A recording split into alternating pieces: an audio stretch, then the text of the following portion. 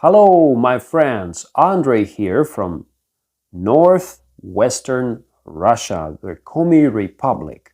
It's been a while since we last talked, and I thought it was about time we recorded a new video and talked about the Basin Theology. Yes, sir. Yes, ma'am. That's right. A very unusual topic for a sermon or a talk or conversation.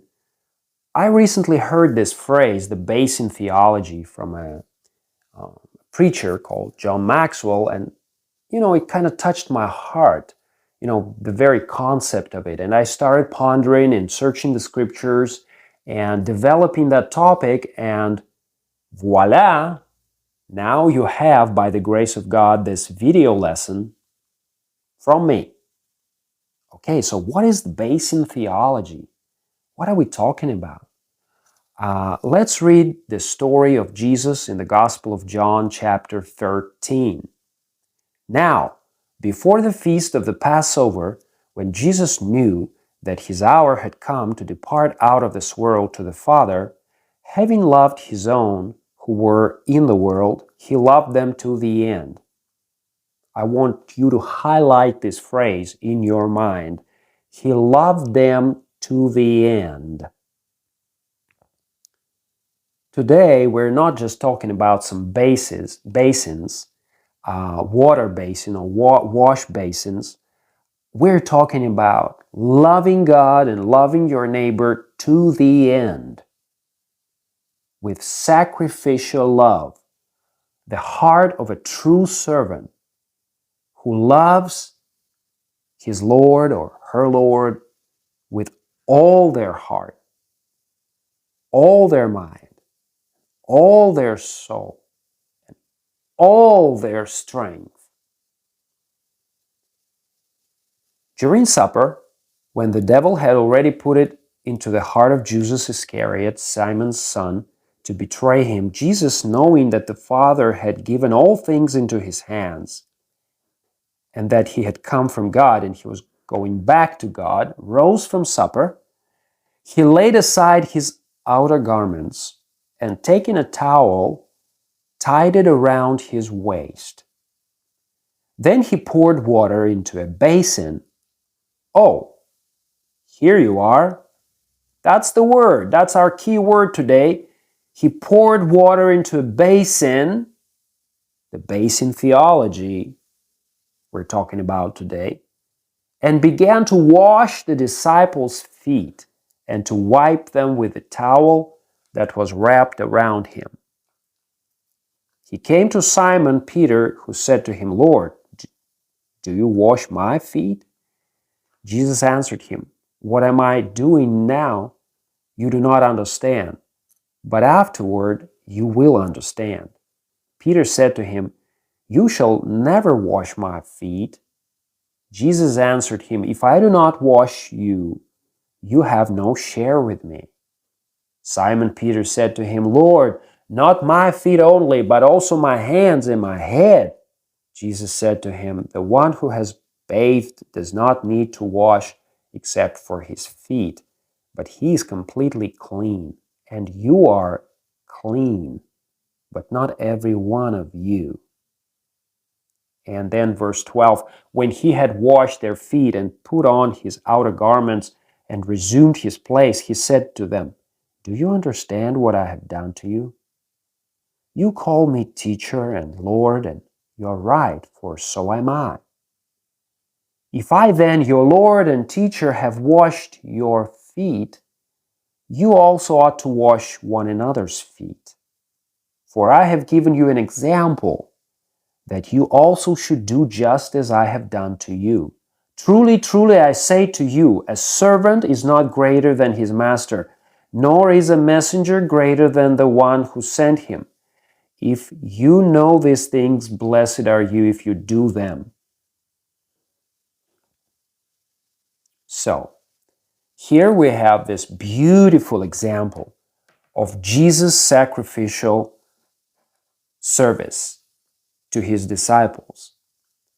He is setting a very good example to all of us here. This leadership, servant leadership. He taught us a very good lesson of servant leadership. A leader should teach or lead by serving their family members, their colleagues at work, their members of the congregation, their fellow citizens. Servant leadership, sacrificial leadership, loving God and loving your neighbor to the end, no matter what. Well, that's a very profound lesson right there, brothers and sisters. And so, what does Jesus want to show us here? He wanted to give us a very good lesson on, how we need to be attached to God and to love our neighbor like a father or like a mother loves their children and is ready to get up in the middle of the night sometimes, when they do not feel quite good and, wish they could just sleep in and relax and, just have some comfort. They get up in the middle of the night and they change the diapers and they feed the baby, and they take them to the doctors and you name it. A beautiful example. Jesus was not feeling very comfortable in this situation. He knew what was around the corner for him. He was in a lot of stress. He was thinking about this cross that he was going to go to and be killed there and become the sacrificial lamb. He knew all of that. He was going through a very difficult time in his life. Remember his prayer in the Garden of Gethsemane? But yet, despite of all this, he used some extra supernatural strength to encourage others, to set a beautiful example for others, to serve others even though he was not feeling quite well in this situation.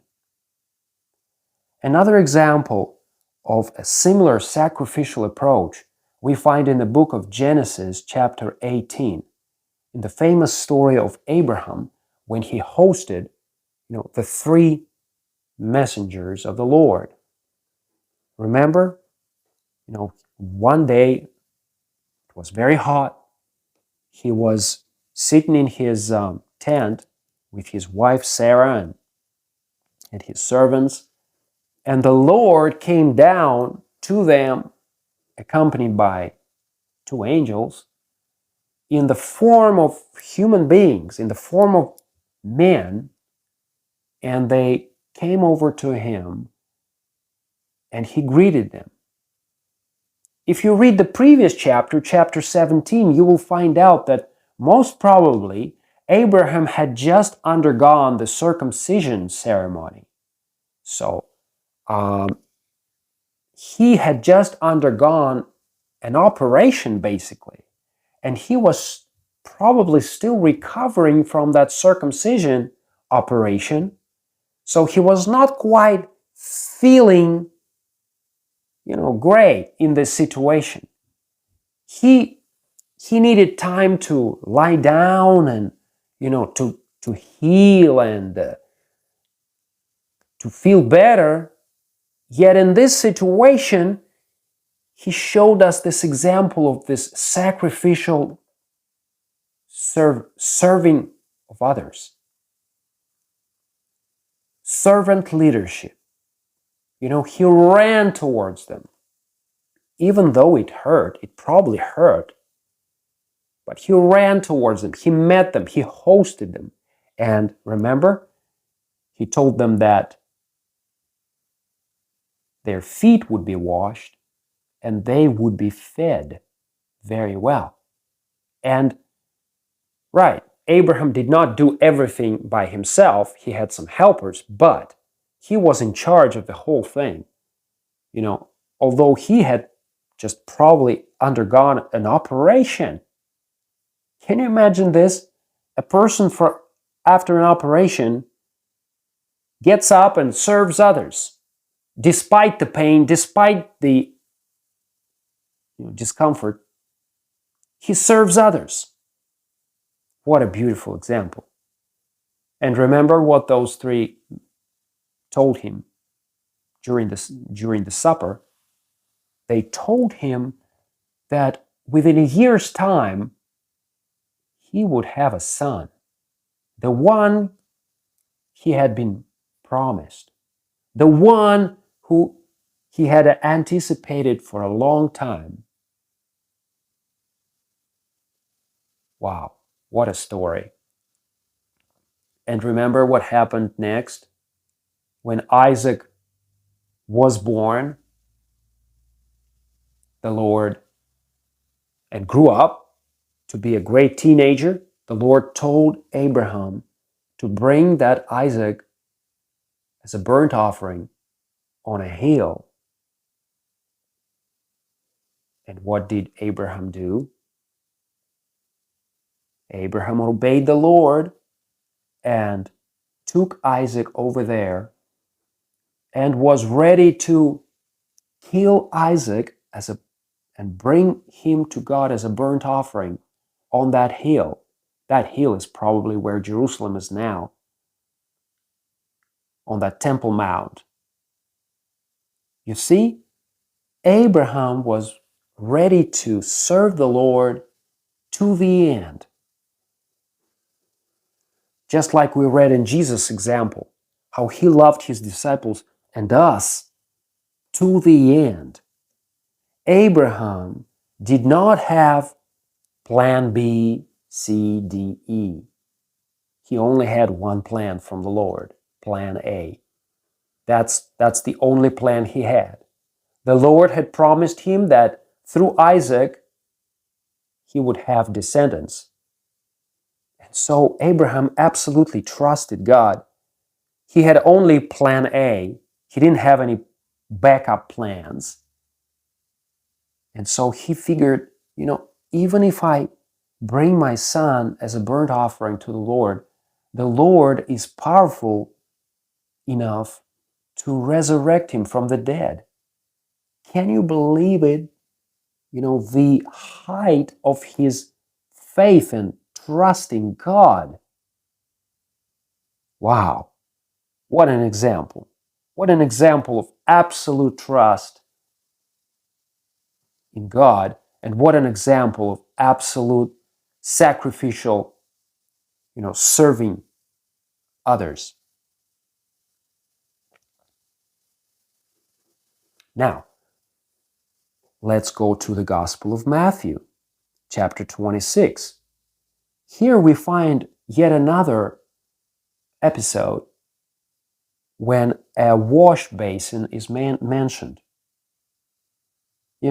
We use this image of the wash basin, just to give us a clue on how we need to serve God and others, to the end with sacrificial love. Of course, we need to be learning this as we go along. It's not given to us, as a given, this ability. We need to develop that ability. We need to learn how to do this. But I want to talk to you now about another character from the scriptures. His name is Pontius Pilate. He was a ruler of Judea at that time, sent there by the Roman government to keep that territory under control. What he was charged to do there was to keep the territory quiet. It was a hot spot, all right. All kinds of guerrilla warfare was going on there. And the Romans had a difficult time keeping that Israeli territory under control. Sometimes Pontius Pilate is pictured as a very bad guy, but if you study the story of the gospel, you will see that, he was the guy who actually wanted to rescue Jesus in that situation. But he wasn't the guy who was going to go to the end with Jesus. He was going to help Jesus as long as he remained in his comfort zone, but not farther than that. Chapter 26, the Gospel of Matthew, we read that Pontius Pilate was having conversations with Jesus, and he was trying to inquire, why this man was being accused of committing such a felony. The Jews, they were accusing Jesus of committing a felony.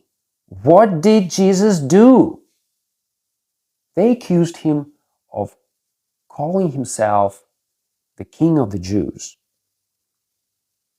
Well, Pontius Pilate didn't really have any problem with that. He asked him, "Are you really the King of the Jews?" Jesus remained silent. That really surprised Pontius, because he realized that, the guy's life is at stake here, and why is he keeping silent? I mean, why isn't he protecting himself? So he keeps asking him all kinds of questions, like what is the truth, and so on. And he realizes that Jesus really is innocent. The thing that he's being accused of is nothing but a farce. He realizes that Jesus has become the victim of the local Israeli intrigues and the envy of the Pharisees. And he realizes this. In the same chapter of Matthew, chapter 26, we read that Pontius' wife had a dream, a night dream. And in that dream, she realized that Jesus was a righteous character, and she told him not to do him any harm. Can you imagine this? Your own wife approaches you during a very serious trial and tells you this stuff in your face. Wow. So Pontius Pilate really wants to solve this issue, and he decides to release one of the prisoners because, the Israeli Passover was getting closer and closer, and that was their tradition, to release or to give amnesty to one of the prisoners. So one of them was Barabbas, and the other was Jesus. And Pontius Pilate most probably thought that, the people will see this contrast and for sure will choose Jesus. Well, the next thing you know, we saw the purely democratic process at work. The priests and the elders of the Israeli community, they inspired the people, and they basically bribed certain people to ask for Barabbas to be released. Yeah, sounds like a democratic process, right? This is the way democracy works, right? When corruption is there. And so the people who were there, they demanded that Barabbas be released and Jesus be crucified. The innocent man be crucified. Can you imagine this? And so what did Pilate do in this situation? Verse 24 says, when he saw that nothing was helping, nothing that he did helped,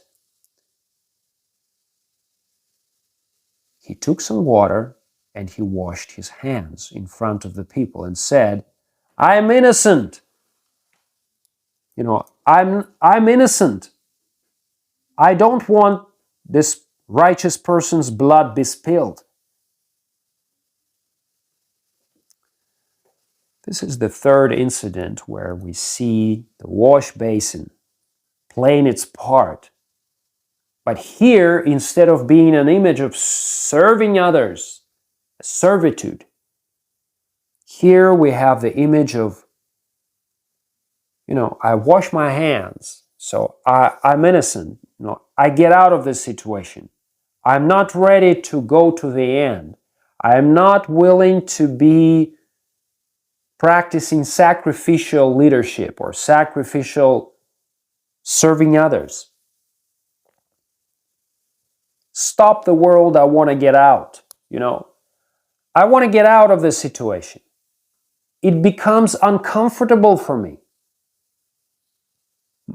What is my boss going to say? I'm quitting. This is what basically Pontius Pilate did. He quit. When it became really uncomfortable for him. He wanted to help from the beginning. He even did certain things to help, but he was not ready or willing to go to the end. Like Abraham was willing to go to the end. Jesus went to the end, loving us. Pontius Pilate, no. The moment it becomes uncomfortable for people like Pontius Pilate, they quit. They choose plan B or plan C, D, E, you name it. Dear listener, dear viewer, let us be learning with God's help how to go and serve God and love our neighbors to the end. No matter what. Even if we need to get out of our comfort zone. I know it's not easy, but it's worth it. Absolutely. This is the biblical example. This is what the Bible teaches us. Let's learn not to become quitters like Pontius Pilate. When life gets tough, when the situation becomes uncomfortable, they quit. They choose plan B, plan C, They are not ready or willing to go to the end, no matter what. May the Lord help all of us to learn this lesson and to learn how to love with sacrificial love that only Jesus, only God can teach us how. God bless you. Share this message with your loved ones and have a super day in Christ. Amen.